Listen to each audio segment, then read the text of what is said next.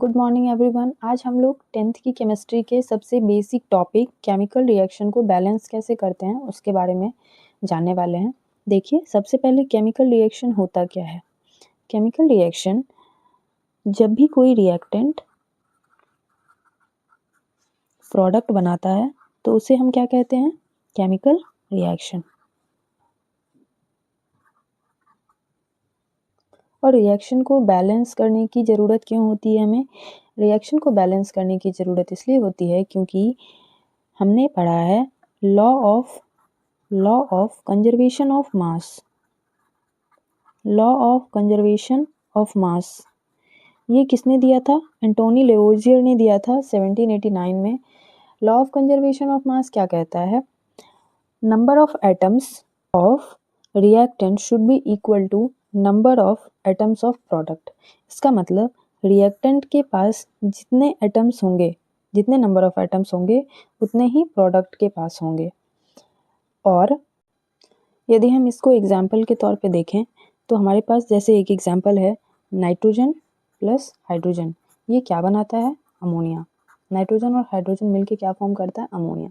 अब देखिए, किसी भी रिएक्शन को बैलेंस करने के लिए हम लोग क्या करते हैं, सबसे पहले जो एलिमेंट हमारे पास हैं, जो एटम्स हैं, उनको लिख लेते हैं और इधर लिखते हैं LHS और इधर लिखते हैं RHS।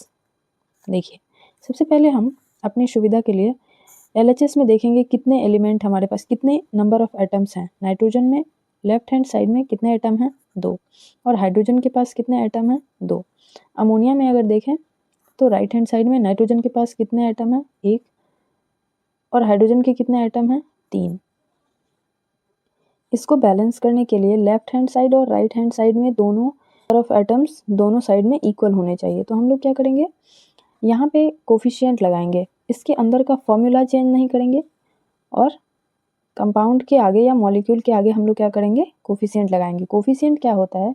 जैसे किसी भी एलिमेंट के आगे या किसी भी कंपाउंड के आगे जब किसी नंबर से मल्टीप्लाई कर दिया जाए, और वो नंबर से क्यों मल्टीप्लाई करते हैं? जब हमें उनका नंबर इक्वल करना होता है।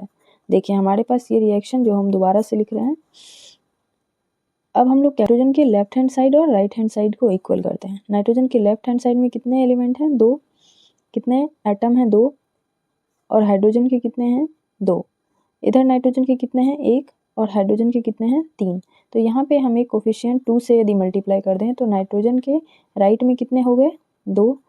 और लेफ्ट में भी कितने हो गए? 2। हाइड्रोजन के यदि हम देखें तो इसके कोफिशिएंट से टोटल हाइड्रोजन के एटम कितने हो जाते हैं? 3 × 2 = 6। तो यहाँ पे हम लोग क्या करेंगे, यहाँ पे एक कोफिशिएंट हम लोग 3 से मल्टीप्लाई कर देंगे। तो हमारा फाइनल रिएक्शन क्या बन के तैयार हो जाता है? N2 + thrice H2 makes ammonia के 2 मॉलिक्यूल बन के तैयार हो जाते हैं। ये हमारा फर्स्ट रूल है। एंड सेकेंड रूल हमारा क्या कहता है कि जब भी आप केमिकल रिएक्शन लिखो तो एटम्स के फिजिकल स्टेट को ज़रूर मेंशन करो। फिजिकल स्टेट को ज़रूर मेंशन करो। फिजिकल स्टेट हम लोग कैसे मेंशन करते हैं? Solid, liquid, gas and aqueous, in 4 states में केमिकल्स रिएक्शन करते हैं। तो हम लोग इसको कैसे करेंगे मेंशन? देखिए, नाइट्रोजन गैसियस फॉर्म में होता है, हाइड्रोजन भी गैसियस फॉर्म में होता है और अमोनिया भी गैसियस फॉर्म में होता है। तो इसको ऐसे ज़रूर मेंशन करना चाहिए। Thank you.